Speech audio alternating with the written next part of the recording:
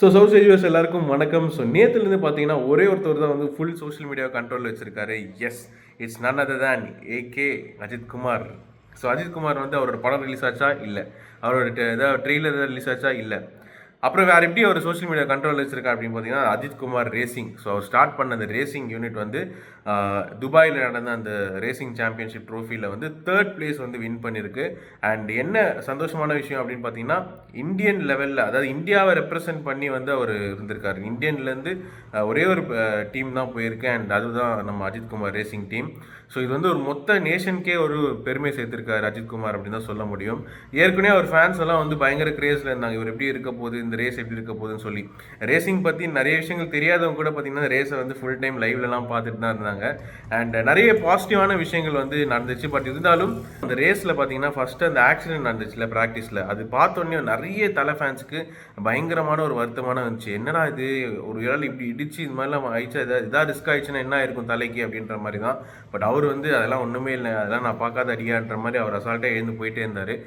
அடுத்ததாக இன்னும் 2 டேஸில் வந்து நடந்த அந்த மெயின் மேட்ச்சில் பார்த்தீங்கன்னா லாஸ்ட்டாக வந்து ஓவராலாக 3rd பிளேஸில் வந்து ஃபினிஷ் பண்ணியிருந்தாங்க.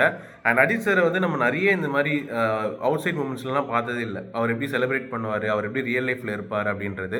ஆனால் இந்த ரேஸ் மூலிமா வந்து அவரோட அந்த சைடை வந்து எல்லா ஃபேன்ஸும் வந்து பார்க்க முடிஞ்சுது. அந்த 3rd பிளேஸ்ன்னு சொன்னோன்னே அவர் எழுந்து அந்த டான்ஸ் ஆடுறது குஷியில், அதுக்கப்புறம் இந்தியன் ஃப்ளாகை தூக்கிட்டு வந்து ஓடுறது, ரேலி போகிறது, அதுக்கப்புறம் இன்டர்வியூ தலை பேசி வந்து நம்ம படத்தில் தான் கேட்க முடியும், ரியல் லைஃப்பில் கேட்கவே முடியாது. ஏன் அப்படின்னா அவர் எங்கேயுமே பேசவே மாட்டார், இன்டர்வியூஸ் தர மாட்டார். ரொம்ப வருஷம் கழித்து வந்து இன்டர்வியூஸ் தந்ததுன்னா இந்த ரேஸ்க்காக மட்டும்தான்.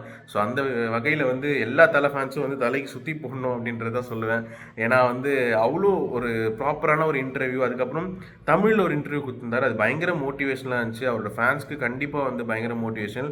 அவர் எப்பவுமே சொல்கிற ஒரே விஷயம்தான், குடும்பத்தை பாருங்கள், அதுக்கப்புறம் அவங்கள கைவிட்டுறாதீங்க, அப்புறம் நீங்கள் எல்லா இளைஞர்கள் எல்லாருமே வேலைக்கு போங்க, நல்லா பண்ணுங்கள் அப்படின்ற மாதிரி தான். அதை வந்து அவர் லெட்டரில் தான் எழுதுவார் அப்படின்னு பார்த்தா அவர் நேர்லேயும் சொல்லியிருக்காரு.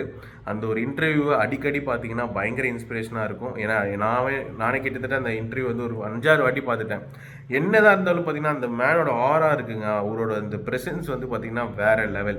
நிறைய பேர் சப்போர்ட் பண்ண போயிருந்தாங்க. இன்ஃபேக்ட் ஆக்டர் மாதவன் சார் கூட பார்த்தீங்கன்னா வந்து பயங்கரமாக சப்போர்ட் பண்ண போயிட்டாரு. அண்ட் அவர் வந்து திடீர்னு வந்து உள்ள போங்க அப்படின்னு சொல்லுவோம், இல்லை நான் ஃபேனாக இருக்கேன், நான் ஃபேனாக என்ஜாய் பண்ண விடுங்க அப்படின்ற மாதிரி வந்து ஒரு விஷயம் சொல்லியிருந்தாரு. It was very happy to C. And இன்னொரு விஷயம் என்ன அப்படின்னு பார்த்தீங்கன்னா அவங்க ஃபேமிலியை வந்து தேங்க் பண்ணார்.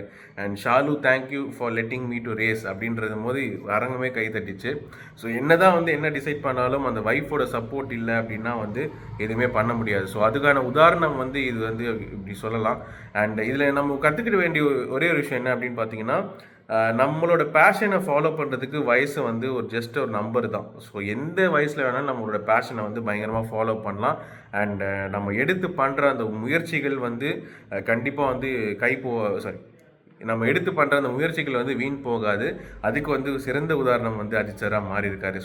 எனி டைம் நீங்கள் உங்கள் பேஷனை ஃபாலோ பண்ணலாம். அது தோத்துட்டீங்க அப்படின்னா திருப்பி ட்ரை பண்ணுங்கள். ஆனால் நீங்கள் வந்து உங்களோட வாழ்க்கை கோலை வந்து என்றைக்குமே விட்டுறாதீங்க அப்படின்றதான் வந்து சொல்ல முடியுது. அவரோட படம் ரிலீஸ் ஆகிருந்து ஒரு பெரிய ஒரு ஹிஸ்ட்ரி கிரியேட் பண்ணியிருந்தால் கூட அவர் இவ்வளோ சந்தோஷப்பட்டிருக்க மாட்டார். ஆனால் அந்த ரேஸில் அவர் ஜெயிச்சதுக்கப்புறமா, அந்த டீம் ஜெயிச்சதுக்கப்புறமா அவரோட அந்த சந்தோஷம், அந்த எக்ஸைட்மெண்ட்டே வந்து டிஃப்ரெண்ட்டாக லெவல் ஆஃப் ஒரு பெர்ஸ்பெக்டிவ் தான் கொடுத்துச்சு. என்ன கொடுத்துச்சு அப்படின்னா லைஃப்பில் நம்ம பிடிச்சது பண்ணும்போது அதோட சந்தோஷம் வேறு எதுவுமே கொடுக்க முடியாது.